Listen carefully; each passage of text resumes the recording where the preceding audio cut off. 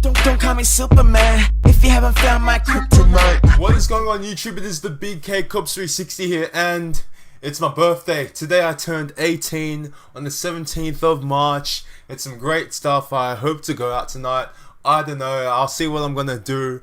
But man, I'm pumped. Passed my Greenpeace test. If you're from Australia, you know what I'm talking about. But anyway, getting to the point, what a great day it is today. And we're going to be talking about some new GPUs, some new graphics cards. Now, of course, AMD, a few days ago, did unveil the Radeon Pro Duo graphics card. Now, essentially, it's a dual, I'm just going to say dual just to, you know, not piss people off. It's a dual GPU card from AMD. It's pretty much the 295X2's replacement. Now, the interesting thing about this card is that AMD isn't really targeting one segment or the other. And when I say one segment, I mean they're not exactly targeting gamers, and you're not just targeting like, I don't know, productivity users, workstation users. They pretty much are marketing this card as somewhere in between, especially when it comes to VR. So they're saying pretty much that, look, if you're a gamer and you want to use this GPU for gaming or using, you know, virtual reality,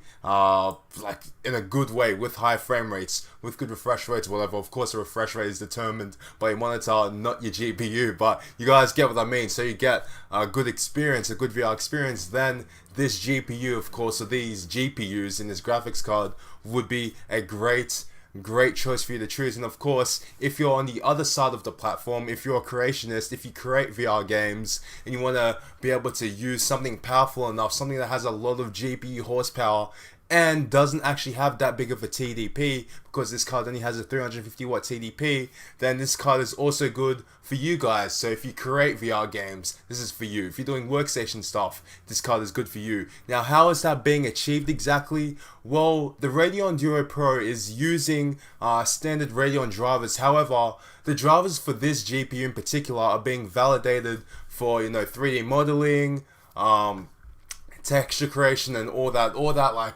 stuff that I really can't get into because I'm not an expert or anywhere near an expert in that field.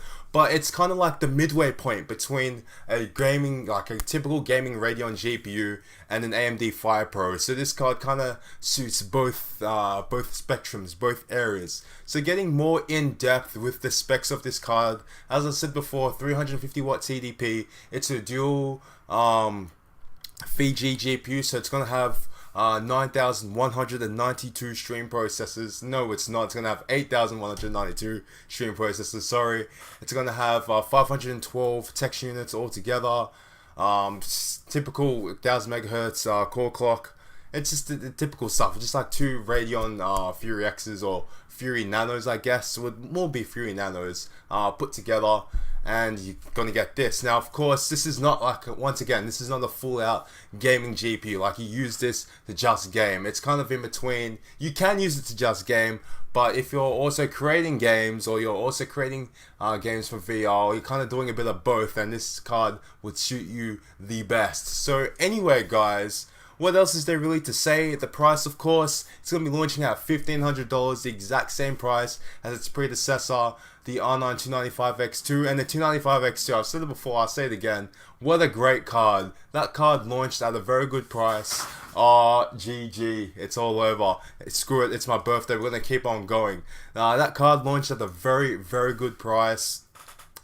Especially when compared to the Titan Z. But let's not talk about the Titan Z. I've said this so many times, but yeah, it's a good price. $1,500 is reasonably reasonable. I mean, it's a bit of a premium on top of like 2 nanos, but I guess that's kind of what you get, because you are getting those extra drivers, that extra validation for, you know, different performance features, different performance subsets for the card. So I don't know. We'll see how the card goes, I guess. It is delivering 16 teraflops, of compute performance, which is a lot of compute performance. So I'm sure people will love this. A lot of developers will like this GPU.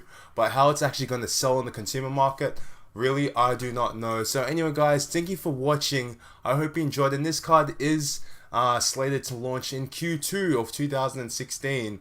So we should be seeing it at least in the next 3 months. So thank you guys for watching.